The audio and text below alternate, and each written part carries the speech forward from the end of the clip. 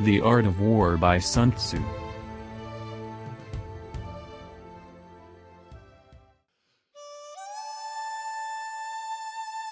Sun Tzu was a Chinese general, military strategist, tactician, and philosopher in the Eastern Zhou period of ancient China. Sun Tzu is credited as the author of The Art of War, an influential work of military strategy that has affected military thinking. His works focus much more on alternatives to battle, such as stratagem, delay, the use of spies and alternatives to war itself, the making and keeping of alliances, the uses of deceit and a willingness to submit, at least temporarily, to more powerful foes. The name Sun Tzu, by which he is best known in the Western world, is an honorific which means master son. Many business books have applied the lessons taken from the book to office politics and corporate business strategy. The book is also popular among Western business circles, citing its utilitarian value regarding management practices.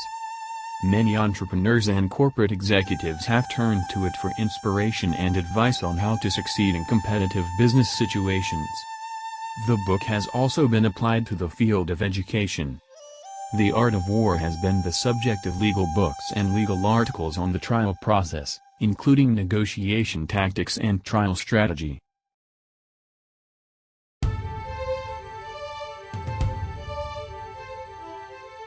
Chapter 3. Attack by Stratagem.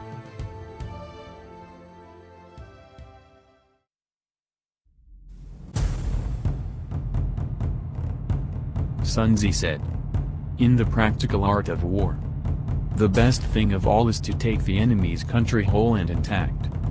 To shatter and destroy it is not so good. So, too, it is better to recapture an army entire than to destroy it. To capture a regiment, a detachment or a company entire than to destroy them. Hence to fight and conquer in all your battles is not supreme excellence. Supreme excellence consists in breaking the enemy's resistance without fighting." Thus the highest form of generalship is to balk the enemy's plans. The next best is to prevent the junction of the enemy's forces.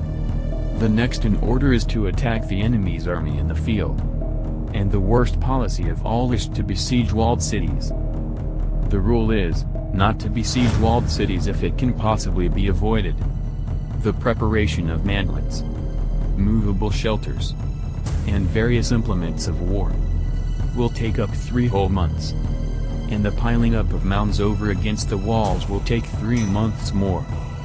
The general, unable to control his irritation, will launch his men to the assault like swarming ants, with the result that 1/3 of his men are slain, while the town still remains untaken. Such are the disastrous effects of a siege. Therefore, the skillful leader subdues the enemy's troops without any fighting. He captures their cities without laying siege to them. He overthrows their kingdom without lengthy operations in the field. With his forces intact he will dispute the mastery of the empire. And thus, without losing a man, his triumph will be complete.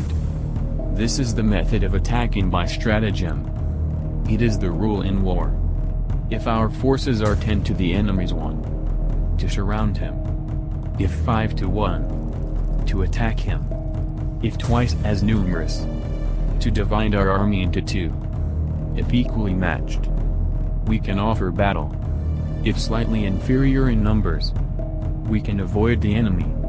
If quite unequal in every way, we can flee from him. Hence, though an obstinate fight may be made by a small force, in the end it must be captured by the larger force. Now the general is the bulwark of the state. If the bulwark is complete at all points, the state will be strong. If the bulwark is defective, the state will be weak. There are 3 ways in which a ruler can bring misfortune upon his army. 1. By commanding the army to advance, being ignorant of the fact that it cannot advance, or commanding the army to retreat, being ignorant of the fact that it cannot retreat. This is called hobbling the army. 2. By attempting to govern an army in the same way as he administers a kingdom. Being ignorant of the conditions which obtain in an army. This causes restlessness in the soldiers' minds. 3. By employing the officers of his army without discrimination. Through ignorance of the military principle of adaptation to circumstances. This shakes the confidence of the soldiers. But when the army is restless and distrustful, trouble is sure to come from the other feudal princes. This is simply bringing anarchy into the army, and flinging victory away. Thus, we may know that there are 5 essentials for victory. 1. He will win who knows when to fight and when not to fight. 2. He will win who knows how to handle both superior and inferior forces. 3. He will win whose army is animated by the same spirit throughout all its ranks. 4. He will win who, prepared himself, waits to take the enemy unprepared. 5. He will win who has military capacity and is not interfered with by the sovereign. These 5 are the way by which we know which side will win. Hence the saying, if you know the enemy and know yourself, you need not fear the result of 100 battles.